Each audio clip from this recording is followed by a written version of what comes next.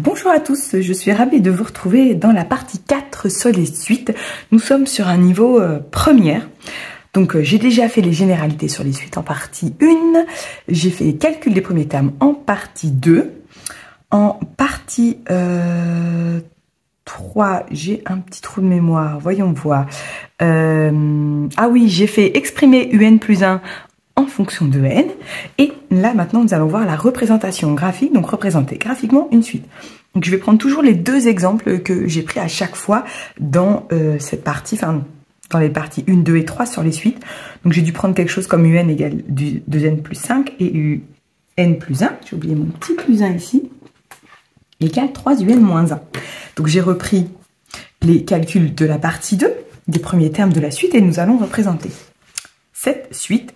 Donc, j'ai pris les deux exemples. Je rappelle le petit schéma sur les suites qu'il faut connaître par cœur. Donc, j'ai pris les deux exemples parce qu'on a une forme explicite et une forme récurrente. Si vous n'avez pas vu, j'insiste, les premières parties, n'hésitez pas à aller la voir parce que j'explique ce que veut dire forme explicite, forme récurrente. En partie 1, je mettrai tout le lien en barre de description. Donc, vraiment, n'hésitez pas, allez-y. Donc, une suite, c'est quoi? J'ai un nom, je fais un calcul avec, ça me donne un résultat. Voilà. Et donc, en forme explicite, le nombre, il s'appelle n. Je fais le calcul avec et j'ai un résultat que je n'ai pas écrit. Il s'appelle UN, par exemple. Tandis qu'en forme récurrente, on a, là c'est le UN qu'on doit mettre et le résultat, il s'appellera UN plus 1, par exemple. Attention, dans les exercices, ça peut être UN plus 2. Donc, il faudra regarder qui on a besoin pour calculer quel terme, en fait. Il faudra bien vérifier. Alors, maintenant, comment représenter sur un graphique? Donc, sur un graphique, on a deux axes. Un axe horizontal et un axe vertical. L'axe horizontal s'appelle toujours l'axe des abscisses et l'axe vertical s'appelle l'axe des ordonnées. Je vais utiliser des surligneurs. Donc ici, le bleu, c'est l'abscisse. Toujours le premier nom, c'est exactement le même principe que les fonctions. Le premier nom, c'est l'abscisse. C'est le x chez les fonctions, et bien c'est le n. Voilà. Je vais le mettre en bleu. Voilà. C'est le premier nom, c'est l'abscisse. Le résultat, eh bien forcément, comme je n'ai que deux axes, ce sera sur l'axe des ordonnées, l'axe vertical. Pour ceux qui ont du mal, vous voyez le haut, la petite queue, elle monte vers le haut. Ou alors c'est le haut de haut et le A de bas. Ou alors le A, on prolonge la queue.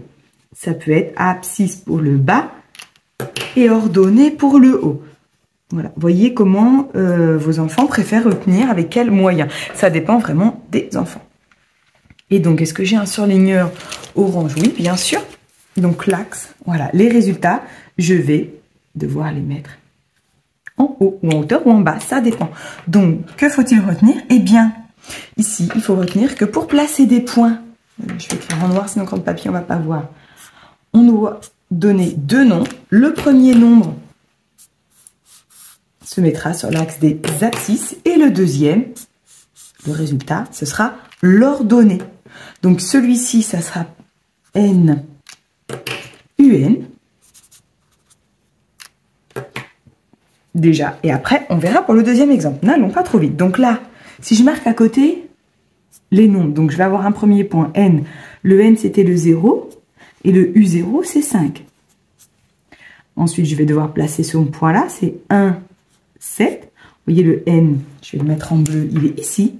0, 1, 2, 3. Et mon résultat, il est ici. 5, 7, 9, 11. Donc, je vais avoir 4 points à placer. 2, 9. Et le quatrième, 3, 11. Et ensuite, je vais placer les points. Je vais peut-être les placer au crayon de papier. Ouf, non, je crois qu'on ne va pas voir grand-chose. Donc, 0 en abscisse. Donc, c'est ici. Et je monte jusqu'à 5. 1, 2, 3, 4, 5. Je fais une croix. Ensuite, pour 1, je dois monter jusqu'à 7. Donc, 1, c'est là. 1, 2, 3, 4, 5, 6, 7. Et vous voyez, ça monte très très vite. 2, c'est 9. 2, c'est 9. Et 3, c'est 11. Donc 3, là, je suis à 9, 10, 11. Et voilà comment représenter graphiquement une suite. Donc là, les N, ici, les UN. Quand c'est une forme récurrente, ce n'est pas la même chose. Enfin, c'est un peu la même chose quand même. Le premier nombre que l'on va choisir ici, le UN, ce sera l'abscisse. Ça ne va pas changer en fait. Et puis le UN plus 1, ce sera mon ordonnée. Ça ne change pas du tout. Point virgule, voilà comment je dois écrire mes points. ici, en fait, c'est là que ça change. Le U0, ici, il n'y a pas de point, puisqu'il n'y a pas de, je dirais, de nombre avant U0. C'est le premier. Donc, je vais placer ce point-là, c'est-à-dire U1. Mais U1, vous voyez, c'est l'ordonnée. Donc, U0, ça va être l'abscisse. Non, là, avec les couleurs, ça va être compliqué. U0, U1. Après, pour U2, l'abscisse, ce sera U1 et l'ordonnée, ce sera U2. Pour U3, l'abscisse sera U2 et l'ordonnée sera U3.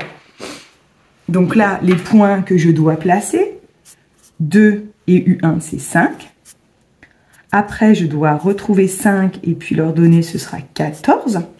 Et après, je dois reprendre 14 en abscisse pour 41 en ordonnée. Vous allez me dire 41, ça va être compliqué. Oui, effectivement. Ce que le professeur fait souvent, c'est la droite Y égale X. Aux enfants, ils se demandent souvent pourquoi. Eh bien, c'est pour cette raison. Je suis en train de la tracer. Voilà. En fait, généralement, les graphiques, sur les suites, on ne fait pas ici, parce que le n, je rappelle, qu'il appartient au naturel. C'est que des entiers positifs. Donc, c'est 0, 1, 2, 3, 4, 5. Donc, en fait, on va travailler dans cette partie-là du graphique, ici et là. Donc, mes nombres en bleu, je vais devoir aller les chercher ici, sur cet axe. Mes ordonnées, toujours l'axe vertical. Vous voyez, ça ne change pas. C'est comme les fonctions de toute façon. Sauf qu'une suite, en fait, on prend que des nombres entiers. Alors, pour représenter graphiquement, je disais qu'on trace la droite Y égale X. Parce que vous voyez le Y qui est là. Eh bien, je vais peut-être le faire. Là, je ne sais pas si vous allez voir. Le Y, I devient X. Vous voyez, le Y, I devient X. Et là, le premier point, d'ailleurs, c'est 0, U0. Je peux le mettre quand même pour vous aider. Et le Y devient X. À chaque fois, c'est ça. Vous voyez, le Y devient X. Le Y devient X. Ici, on avait dit que c'était 0, 2. Le Y devient X. Et donc, grâce à cette droite, le Y qui devient X. Le Y égale X ou X égale Y, c'est pareil. Donc, je vais placer mon premier point. 0, 2. Donc, 0, 2. Et ensuite, mon Y qui devient X. Ça, c'est mon Y, le 2. Il doit devenir X. Donc, je vais aller chercher sur la droite égale X. Voilà. C'est là. Et en fait, ça, c'est mon nouveau X. Bon, là, ça va, c'est une valeur entière. J'aurais dû prendre... Et après, je reprends ici et je dois monter jusqu'à 5.